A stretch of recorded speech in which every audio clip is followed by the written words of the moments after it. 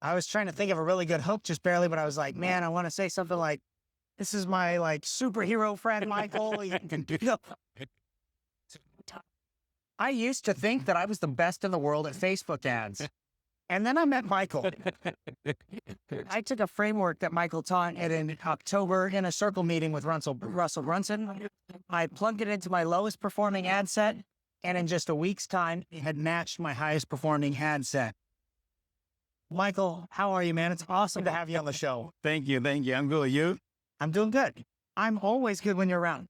Michael's one of my favorite people in Russell's inner circle, and it's the willingness that he has to share all of the knowledge that he has.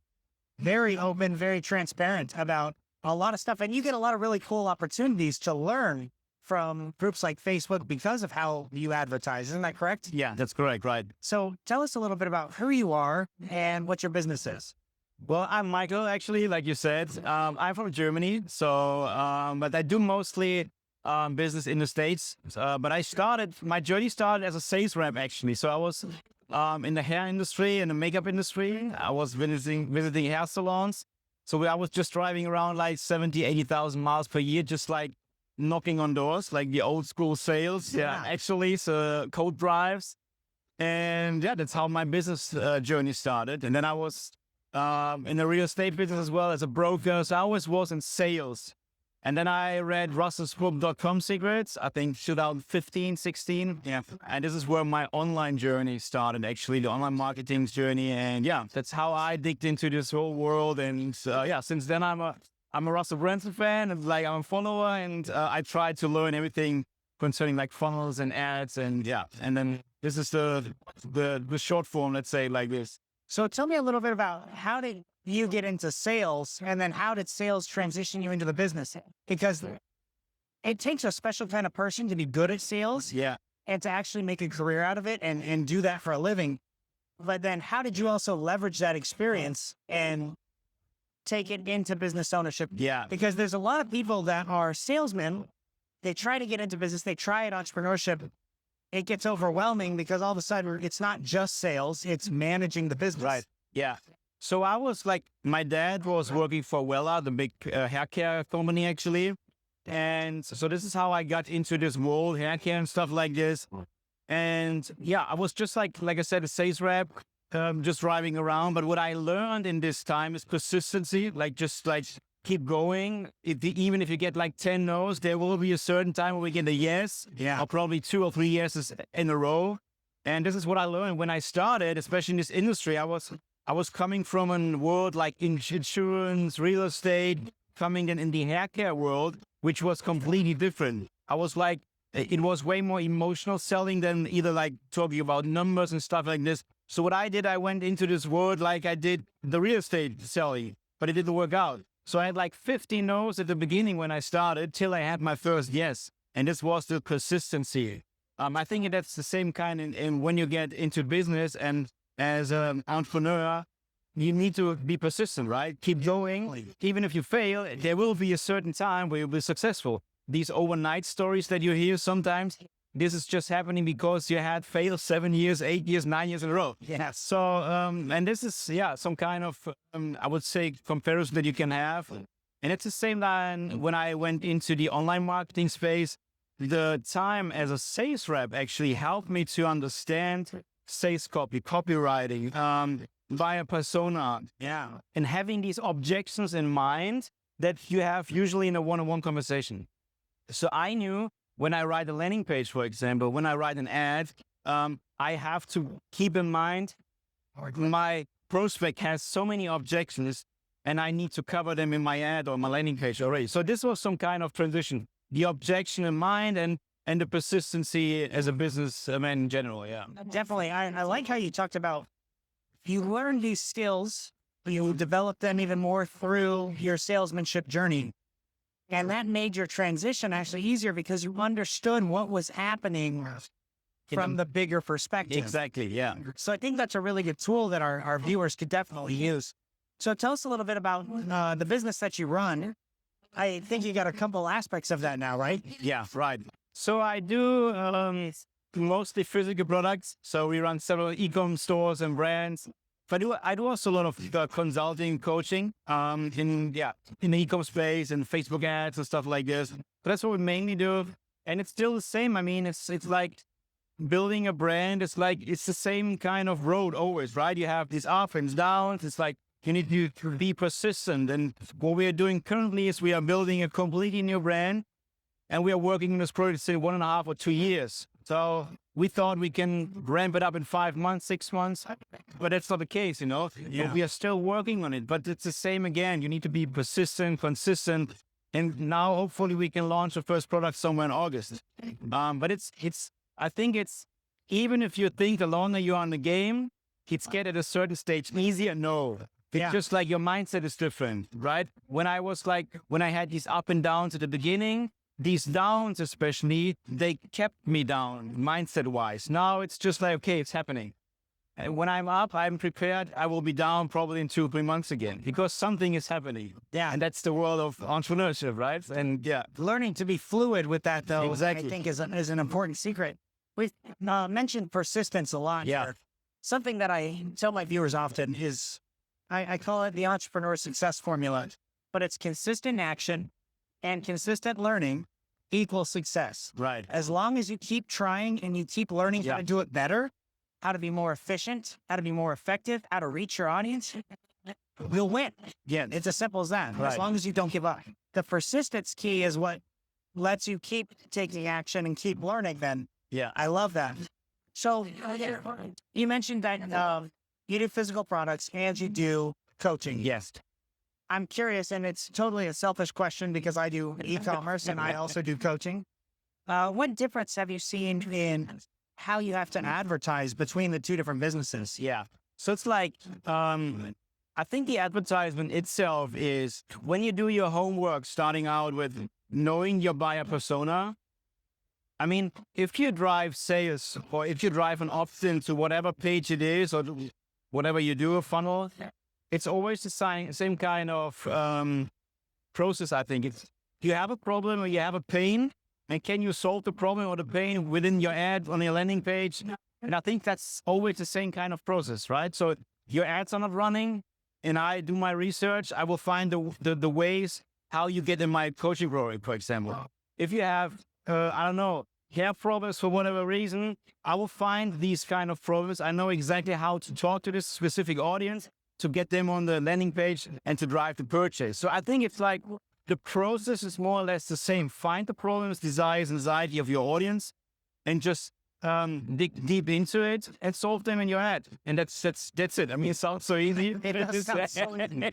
So I mentioned at the start of this video that you're probably one of the best people in the world at Facebook ads.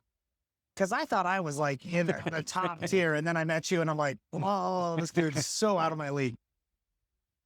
Do you recommend, as a general rule then, is paid traffic your preference for generating leads? For example, if we have viewers and they're starting an info product or a coaching business, it's daunting to go into paid ads early. Yeah. What's your recommendation for generating traffic for a new entrepreneur?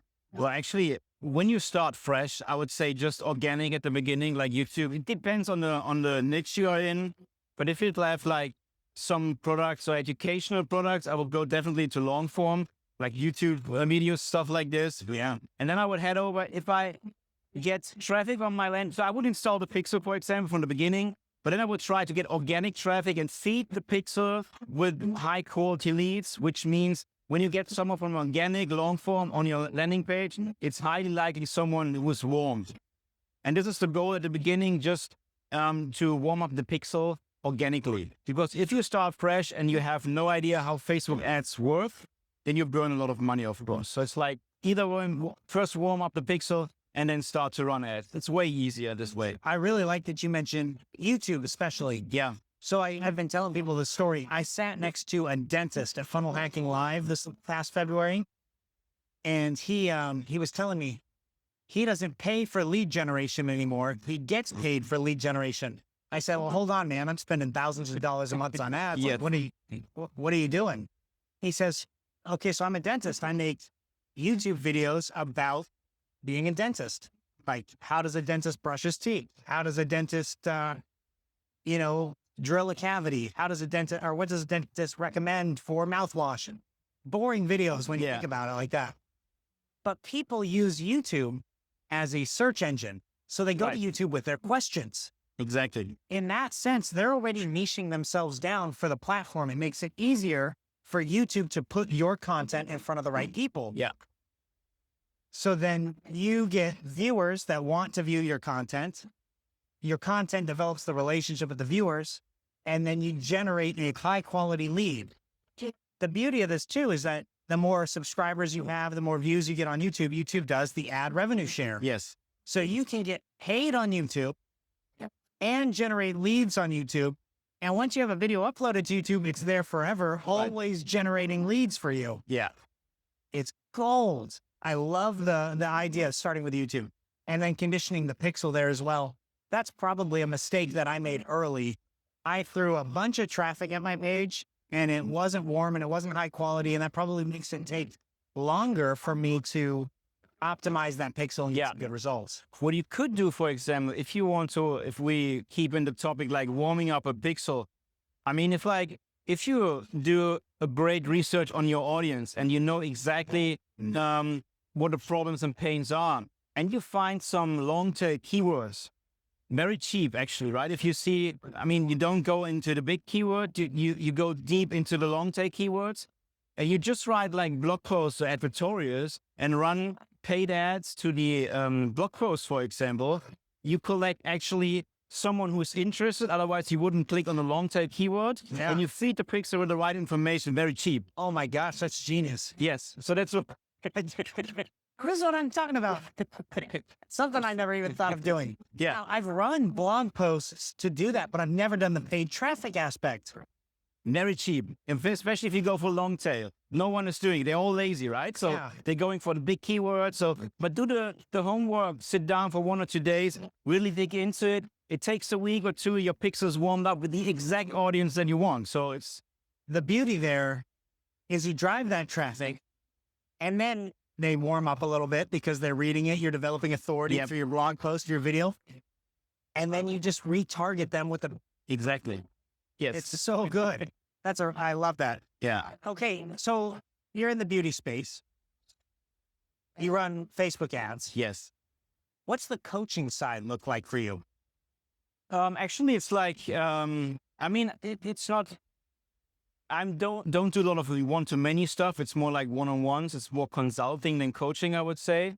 I do I'm stepping more in like a growth partner, like a fractional CMO, seeing where the issues are and try to solve the problems. Sure. That's more or less like what I do now, what I'm willing to do now in the future. Just like I'm building now currently one-to-many coaching program, what just can help like media buyers, creative strategists, someone who wants just to run their own traffic, just get going and keep starting and then scaling actually. Like it's a full program from, And I think you said the other night, you're merging those to some degree. Was it you that said you were adding challenges to the front end of your products? Yes, to the e-com products, yeah. Okay, so this is a huge innovation when it comes to e-commerce. I never thought of it. Here, you planted the seed for what that I'm thinking about how I can do that now. What does a challenge in front of an e-com product look like? Yeah. And why does it work? So what the base idea was, when we started the challenge itself, we had on one of our products a very high return rate. So the idea was, how can we get the return rate down actually? So then because we are in the coaching space, it's like, it's not only to warm up an audience, but also like how just to educate them on a certain product. So what we did is we are running now a 7 days challenge. And since we are running a challenge, it's just like each day, actually, we show how to use the product in different kind of daily situations and in different kind of techniques. And since we started this, not only that the conversion rate went up, we also dropped the return rate by 50%. So higher conversion rate, lower return rate, higher profit margin. Absolutely. And this was like a project we planned out maybe in 4 or 5 days. Then we executed it in 2 days. And probably it's now, I don't know, 400,000 or 500,000 more profit a year just because we implemented it. Wow. Yeah. talk about a bottom line mover. So something that you can implement that if you're trying to do e-commerce or physical products, teach the customer how to use those products after they purchase it, right? So you still sell it like it's a normal e-commerce product. And then you coach them up on it after they receive the product. Yeah. And the beauty there is that depending on the product, it could be a 3-day challenge, a 5-day challenge, a 7-day, like you're saying. Yeah. But you give them an intimate understanding of how to use it. And while you're doing that, by the way, those are all touch points that they have with your business where you're building a relationship. Yeah. And they're solidifying the fact that you are the authority in that space. Yeah. So when they need a similar product or they need something to complement their product, it's automatic. It's you. You're the answer. Yeah, exactly. That's and the next idea is, like, because we are launching new products now in August, is we probably have to re-record it, but then we pitch on each day a complementary product to upsell. Very good. So to increase immediate lifetime value, because then we probably can spend way more on the front end because we make the money back way faster on the back end. Because sometimes e-commerce, depending on the niche, it's half your loss in the front end, and then you earn back the money with a lifetime value, right? So that's sometimes the game you have to play in e-com, especially in the beauty niche. So yeah, that's the idea. Something that worked really well for me in e-com was I went with a higher ticket product up front, and then all of my additional products were value adds back to it. So it prevented me from being upside down or negative on my ad spend. And then everything on top that was sold was icing on the cake, essentially, like that. It's been something that I typically recommend for an e-commerce sort of setup is you have your core products and then you have accessories to those products that drive additional value for the customer. How do you recommend somebody getting into e-commerce, or if someone's interested in e-commerce, what do you recommend they do to start? Well, actually, it's like e-com is like testing products, of course. So you need to have a system in place where you constantly can test new products, what's working actually. Now, of course, we have the tariff issues, which is a bit difficult to test, especially if you have products from China. But in general, I would say if you want to go into e-com, look for products that for niches where you feel great in, right? So something that you have knowledge about. Don't do I was in beauty for like 10 years, just driving around. So I knew exactly which kind of mascara is working, what kind of hair care is working. But if you have no touch point with beauty and you start with beauty, it's difficult because you don't have the feeling, you don't get the emotional part with these kind of products. So find products that you like, that you understand, and then just find suppliers around you. Test small, just like buy 50 products on stock, or even drop ship it and see if it's working, yes or no. I mean, it's just like, and you don't need to get a lot of sales at the beginning. Just see what are the metrics. Do I get at least clicks? What are my CTRs, my CPCs? And these kind of stuff I would just recommend. And then test 20 products per month and see what sticks. So there's a couple things to unpack there. I mean, that was like, replay that last 2 minutes. That's the value 2 minutes here. So a lot of things to unpack. One of the things that I've done in the past that's helped me split test, but also mitigate my risk, is I implement a pre-sale model. Yeah. And what that essentially is, if you don't know, launch your products, create your designs, launch your products, but you don't have any physical products yet. And you just put a note on the top of that sales page that these products will ship in 3 weeks, 4 weeks, whenever, right? But you can already drive traffic. You can collect sales. And the money that's coming in to buy those products is the money that you use to actually go and buy the products from the manufacturer, the supplier, and bring them in and then ship them out. So you mitigate your risk on launching a new product that way. Bonus points when you do it in a split test. So I do a pre-sale launch with 2 products. And if one of them gets very poor reviews, that's okay. We just funnel the traffic back to the other product. Yeah. Right? It works really well in like clothing and designs. So if you have, let's say you do like Hawaiian shirts or something like that, and you want to test a couple designs, throw them all up for pre-sale. If you have a handful that don't sell, you just hey, sorry, we didn't get enough to make these a reality, or hey, sorry, these are out of stock. And you just drive their traffic back to the ones that you are going to make. Yeah. And you're going to get 30, 40% of those people that convert on top of what you already had. Yeah. So I'm a big fan of that. Gosh, I have to go back in my head because there was so much I wanted to talk about from that last paragraph.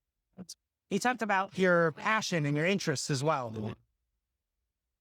I tell people this is critical. You have to work in a niche that you're actually interested in and passionate about. If you don't make real content. Yeah. Right? You want to make content that is authentic to you and to the people that are going to be buying that product. And real people recognize real things. Yes. If you're making fake content because you're trying to peddle products online, it's not going to stick. Your advertising is going to suck. But if you make legitimate content from a perspective of you being passionate about the product, that's where people connect with that and resonate with your message and you win. Right? 100%. And it's like, it's not only the product, it's also like, what kind of audience are you actually looking for, right? So if you have, I don't know, let's say you are 20, 25 and you have no touch points with retirees and you have suddenly a product which fits in this group, you have a product that you don't understand and suddenly an audience that you don't understand. You know what I mean? So it's like, and that's the problem. What I often see is like, there's no congruency between a product and an audience understanding.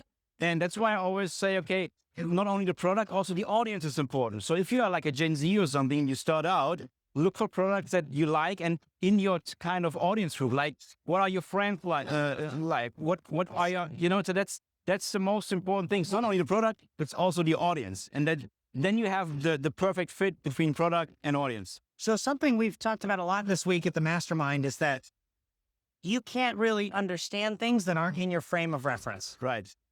It's the same concept. You can't market to people who have a different frame of reference than you. Yeah. You can't build relationships with people who can't see a similar frame of reference.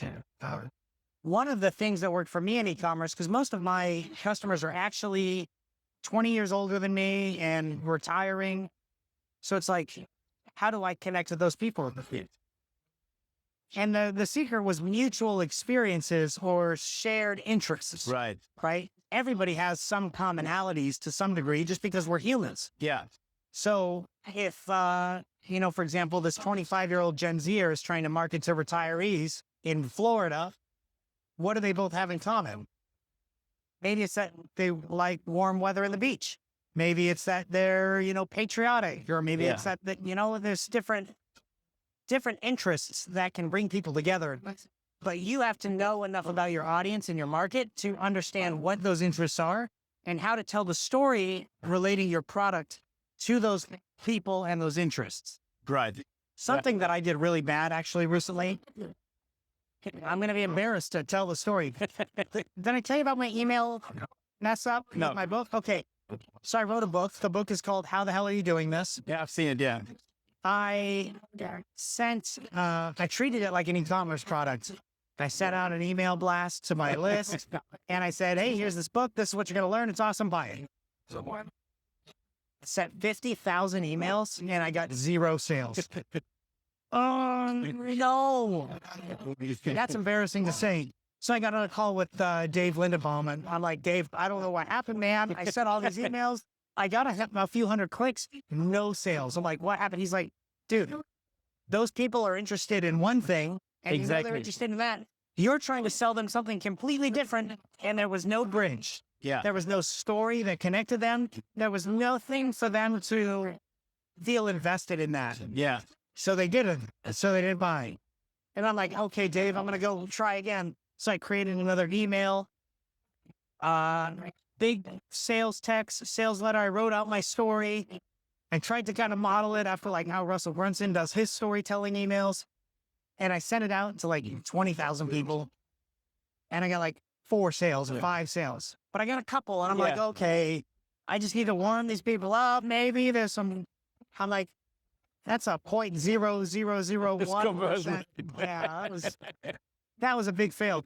So there is a difference. You mentioned info coaching and e-commerce now. There's a difference in how those are marketed to some degree. the concepts sound the same, right? You got to warm up your pixel. Yeah. You're going to send traffic to it. But have you noticed any difference in maybe the creatives? Like what makes a difference to selling your coaching or your challenge versus just a product off a shelf? Actually, like I said at the beginning, it's more once you understand the problems, desires, anxieties, objections of your audience, the process is more or less for creative the same. In a, I would say, e-com ad, you focus more on the product itself. Depends what kind of product it is. If it's like, I don't know, a hair tool, you can show it. It's way easier to sell. If it's a skincare, you need to drop a lot of benefits. You need to know the problems. You need to transition the problem then into a solution. And then the landing page is a big part of it. If you run advertorials and stuff like this.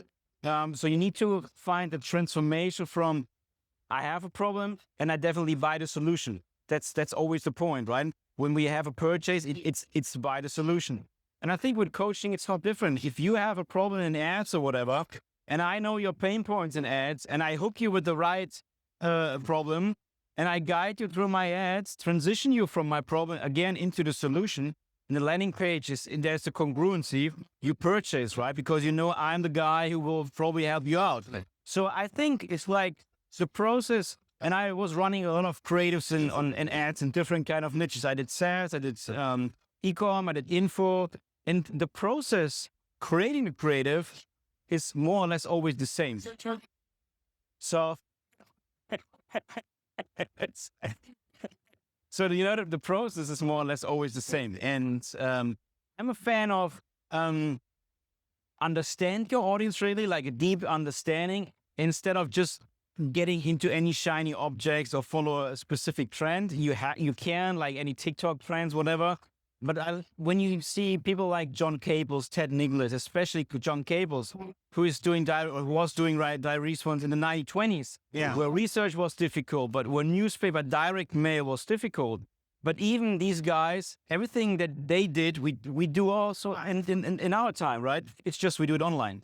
So that's the only difference. But the buyer psychology was 1920 the same like it is now. So understand your buyer persona, understand what drives they, what kind of problems do they have, and solve them. That's the easiest way how to be successful. Absolutely. Especially in ads. So you talked about identifying, the problems and the anxieties of your ideal customer. Yes.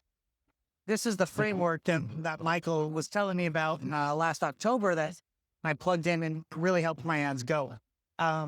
Do you mind talking about why that's powerful and what that looks like for someone who wants to put that in an ad?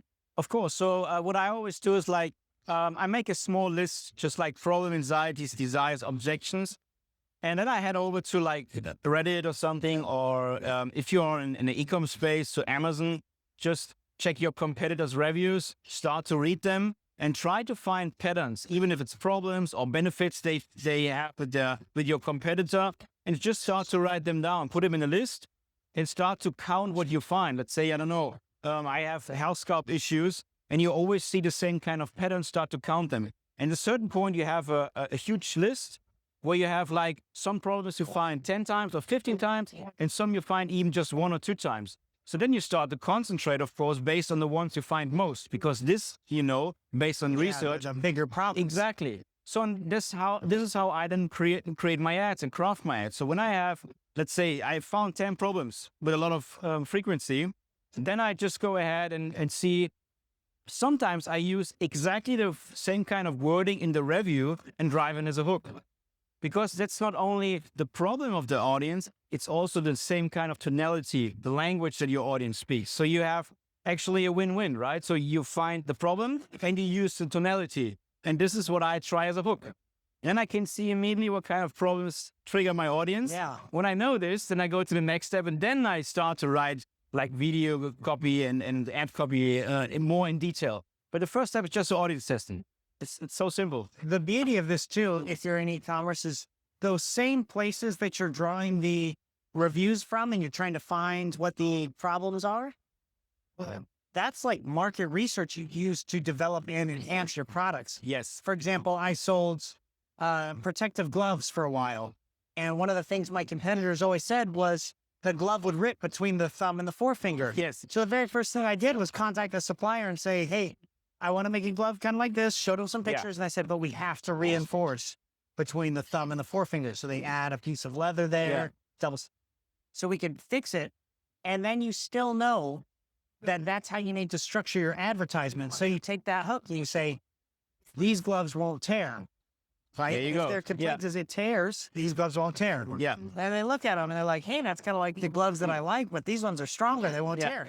Or if somebody says the materials are too weak, these break, you're pitching your ads to, this is the strongest product and it won't break. Right. It's so simple. I love it. The thing is, a lot of people, especially when you're starting off or you're aspiring in business, you're overwhelmed, right? There's a lot of things that you're trying to learn, you're trying to figure out. You're learning to track KPIs that you've never heard of before. You don't, and I mean, all this information that you're sharing, this is accessible to anybody. Anyone can get on Amazon and look at reviews or Google or eBay. But it's not something you think about because it's not something anyone ever teaches you. Right. And that's what I said. The fundamentals, I think it's also when we look into the future. I mean, we see a lot of AI stuff. AI is here to stay, right? We just need to see what is actually here to stay and what's the development and media buying in general in the future. But I think the fundamentals are more important than ever because understanding your audience, like knowing the problems, anxieties, desires, and craft the messaging around it is actually, like I said, that's the reason why you buy, because someone is solving my problem. And when you see I do see a lot of ads, very generic at the moment. You see the copywriting is done by ChatGPT. That's fine. You can do it, definitely. But the more AI we see, the more similarities we will see in ads. But when you do your research and not ChatGPT or Gemini, whatever is doing your research, you do it yourself. Sit down manual, take the time, learn the language, learn the tonality, learn the problems. And you will always be different than someone who is lazy and just go the fast way using ChatGPT. You know what I mean? So it's like completely different. And I believe in the fundamentals from the 1920s. So it's like, So something you're talking about that's kind of parallel here, and I hope our viewers are picking up on this. The more AI is prevalent, the more it gets used for advertising and content creation, the more we recognize patterns, you said, right? yes. And we identify it as, oh, that's AI. And it's a turnoff. It shuts us off, right? Yes. The more AI becomes prevalent, the more we want the human touch, the more we want that interaction. So doing something to differentiate yourself, like you said, you're sitting down, you're, learning the old ways of doing the marketing. You're implementing those, you're collecting data, you're writing, you're standing out, and then you're giving it that human touch that people still want and are looking for. It's genius. Yeah. But it's so simple, right? It's like, but it's what marketers do since 100 years. Yeah. And that's what drives sales, actually. And I have a strong belief in that this is actually, and I'm thinking that we're heading now into probably a gold rush in paid ads. That's what I think. If you know how to do it the right way. Like I said, when we check now, maybe I'm now too technical. I don't know. When we see the Andromeda updates currently going on Facebook, so there's a switch now in June and July, and that Facebook, or let's say all the platforms, was always ad to audience, right? So you had like an ad and Facebook identified, let's say, I don't know, it's beauty. And then this kind of beauty ad fits in this kind of audience bucket. So it's actually ad to audience. What's happening now with the Meta AI, for example, when someone is searching for any problem inside of Meta AI and is heading back to Facebook or Instagram, guess what's happening? If your ad solves this exact problem, what someone was just asking Meta AI, you have a creative and ad user matching real time. So when you do your research, coming back to the fundamentals, when you do your research and you know what is an audience typing into ChatGPT, what of anxieties do they have, and your product is solving that, there's the match. So you have actually, like I said, creative messaging to user and not an ad to an audience. And that's the future so of awesome. Yes, and that's the future of advertising. So like we were saying earlier, one of the things that really impressed me about Google is you search for something it views your content based on the description, as does that answer this problem? Yes or no? If it does, it matches them. So you're telling us that Facebook and it's Meta, they're moving in that direction as well. Yes. Optimizing themselves as a search engine to solve user problems, create more value for their audience. Yes. Subsequently helps create more value for the creators that are consistent on the platform. It's a really good business strategy, I think. Of course. They're not stupid. No. At all. Okay. So, we're kind of starting to touch on this already. The strategy of the ads, right? We're talking about the problems, the desires, the anxieties that we're agitating those things. We're talking about Andromeda now and this update that I don't know anything about what it looks like other than the stuff that you tell me so far, but maybe I'll go Google that. What kind of, actually, let me reel myself in. Talking about strategy.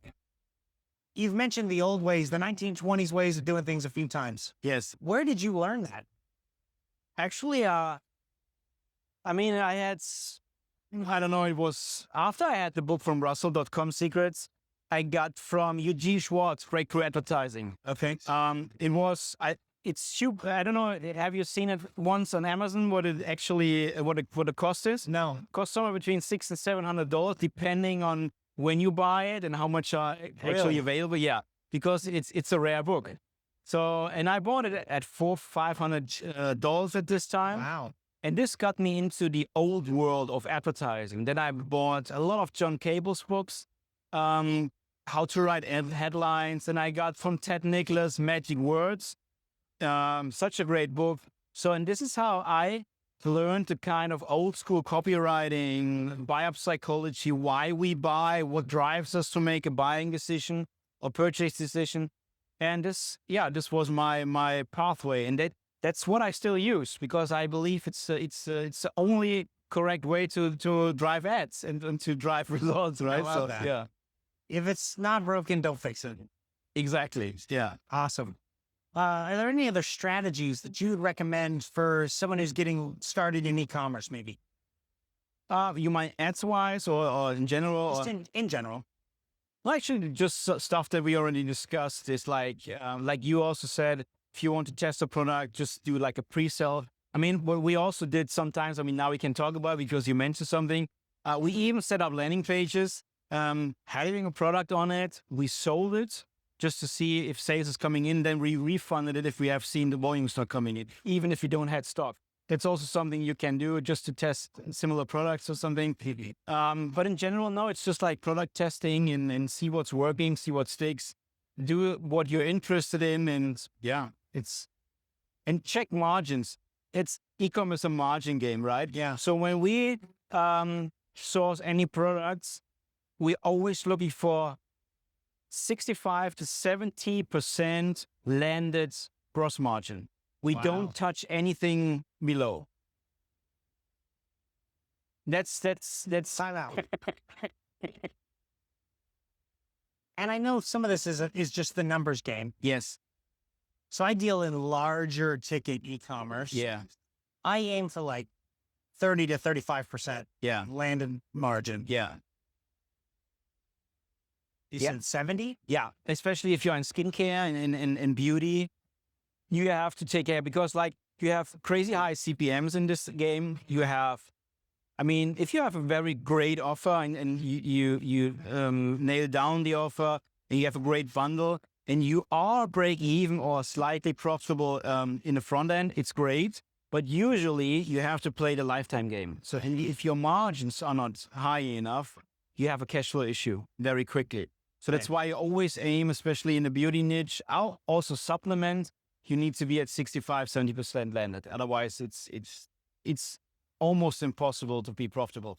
Just telling me that, though, now I know how much my lotion actually costs when it gets made before I buy it. Yes. And I'm like, what? Yeah. Well, that's another story, but yeah. There are crazy margins in this game, yeah.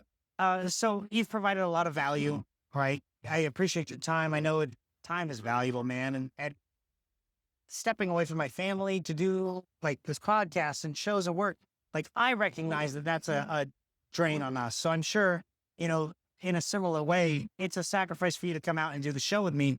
Is there anything I can do for you to provide value to you, your organization, your business? Well, actually, I mean, you are strong in leadership and stuff like this. This is probably something that where I'm lacking in. I'm more like, I would say, the nerd behind all this stuff. And I have a big backpack, of course, for my team and my environment. But I think there are like stuff where I definitely have issues with leadership and sometimes maybe not showing up enough or, yeah, because I'm the nerd, so it's some kind of, and I'm also an introvert, which is sometimes not so easy to step out always. And I'm fine in an environment like we are now, where I know all the people. And so this is some kind of weakness that I definitely have and I need to work on. Yeah. So Are there any problems specifically that you notice stem from that? no, it's just like situations always that I have the same kind of patterns, for example, where I recognize, well, probably I could be more like, or go more into conversations and stuff. But and then I was not, well, I was just sitting down here, relaxing, watching the situation. And yeah. So it's actually something that used to feel very awkward for me. Yeah. I don't know if I had told you this before, but I'm more comfortable talking to a group of people than I am going up and shaking someone's hand and saying, hi, I'm Parker McCumber. It's good to meet you. Yeah. But so much of being an effective leader at the business or organizational level is building relationships with the people who are getting the work done. Yeah. So I try really hard to have, these team managers, these team leaders in my business, and I maximally empower them as much as I can. But the reason I can do that is because we've developed a trusting relationship beforehand. I make it a point anytime I interview somebody, when they come in to work for me at the very first time, we ask all the generic kind of questions about that, but I'll ask them what their dreams are. Yeah. I'll ask them about their family situation. Yeah. I'll ask them where they see themselves in 5 years. And the answer probably shouldn't be working in my customer service call center. Yeah. But if they're not, they're not always comfortable sharing those things initially. But you build that relationship over time. You continue to talk to them, get to know them, check in on their family. And you have to make sure you're doing a good job of remembering the things they tell you. Are they married? Do they have kids? Yeah, that's that true. kind of stuff. And you just, in passing, bring those things up a few times, talk to them. And you'll notice that their attitude towards you becomes a lot more warm and inviting to begin with. Then they do start to share those dreams. And, where I run a call center for customer service, it's not their end goal to be a customer service representative working for me. And that's totally fine. And I understand that. So I try to make it a point to just develop them to be a more skilled, better version of themselves, so that when it is time for them to leave and move on and they want to go chase their dream, they're more prepared to do so. Yeah. And because of that, we get referrals. Every time somebody leaves our organization, they always referred people to come and work for us still. That's the crazy testimony for that. Yeah. So I think let's start with the relationship building aspect. The second part of that is proactive communication, right? As entrepreneurs, we have the vision in our heads of where we want to go, where we want to take the company, but nobody outside of our heads knows what that looks like unless we explicitly tell them. And a lot of times, even though we think we're telling them, they're not understanding it the exact same way. So I try to be very proactive in the communication about that kind of stuff. We talk about what the vision is, and then we set goals around the vision to kind of make sure that we're hitting benchmarks as we get there. And then we follow up on that. We just keep nudging and prodding to say, hey, where are we at on, XYZ goals? Cool. Are we still on track for that vision?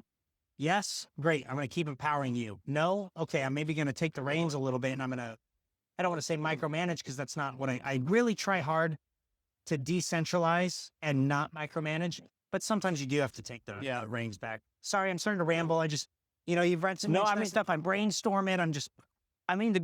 Luckily, my wife is taking care of all the stuff, right? But I should sometimes probably step more in, or like you said, get the vision clear. And it's like just letting, I'm always there when someone needs me, but this proactive, right? Like you said, I think sometimes, guys, you should know what our path is, right? Yeah. Because I'm constantly thinking about this path. Probably an employee doesn't, and it makes completely sense. But we are sometimes so deep into our own structures that we forget about this stuff. Yes. So, and it's, Well, keep in mind, the employee does the same thing, right? some people, they are just there for the paycheck and they clock in, they clock out, and they don't care about anything beyond their scope of vision. But because of that, they are only focused on their scope and vision. So they don't pay attention to those peripheral things going on around them unless it's explicitly communicated to them. So here's an idea that you can take. This is like the free chicken, man. Implement this and you will immediately see an improvement in your leadership. No joke. Yeah. I should do a challenge around this, but like this is legit. So in the military, we use I'm going to tell you two things to do. The first is a mission brief. And the concept of the mission brief is anytime you're about to go execute a mission, you want to sit down beforehand and you want to talk about what your actual mission is. That's like the task you're assigning or the assignment. Why it matters. So what's the cause or what's the why behind it? And then what winning looks like. That's your end state. So if you're doing this right, it should be like, if I give it an example right now, our mission is to go to the bar and grab ourselves a beer and then come back here and finish this podcast. Why does that matter? Because I'm parched and I enjoy a beer. Yeah. And then the end state is we're successfully back here we both have a beer. Yeah. That's a really simplified way of doing it. But anytime you give somebody directions or instructions, try and give it in that format. What they need to do, why they need to do it, and what winning looks like. Okay, so we start with that. That's step one. Then totally hands off. Let them go and do the thing. And they'll surprise you with their ingenuity. It's a quote I use often is General George Patton from World War II. That was our side. Well, I mean, yeah. He said, I tell people what to do. I never tell them how to do it. Yeah. I let them surprise me with their ingenuity. I use that same concept, right? The people who are incentivized to solve the problem are the people closest to the problem or working on the problem. That's true. Yeah. So we let them do it. Yeah. The second step is an after action report. So after the time frame is up or the mission is supposed to be complete, you'll sit down with them. You'll say what was supposed to happen, what actually happened, what went wrong, and how can we do it better? So in our, notional scenario of our mission to go get a beer and come back, Yeah. if we make it back here and we don't have beers, we failed. So we're going to talk about why we failed and how we can do it better next time. Maybe it's jumping over the counter to steal the beer from the bartender so that she can't stop us. I don't know. Or if you executed it flawlessly, we walked up there, we got our drinks, we came back, we sat down, we're finishing the podcast. How could we still do it better next time? Yeah. And when you frame it like that, you create a system in your business that is always focused on improvement. One, it's what do we got to do? Two, it's how did we do it and how can we do it better? And you just keep doing those two things. And it's impossible to not improve. Like we talked about last night in the Midnight Mastermind. If you apply time and effort to a skill, you get better at that skill. Right. If you apply those steps, your leadership gets better. Yeah, that's true. Yeah.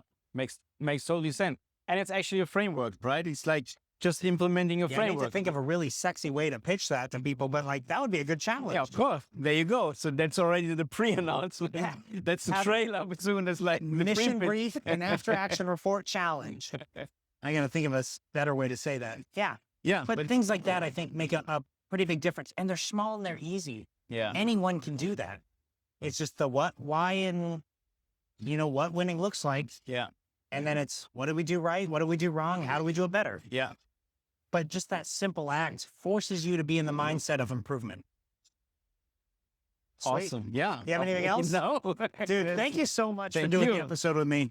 Michael, where can people find you if they want to follow you or learn from you? Well, actually, I think Instagram or just like Facebook. I'm not such a social media guy. Actually, I have, I think, 247 followers.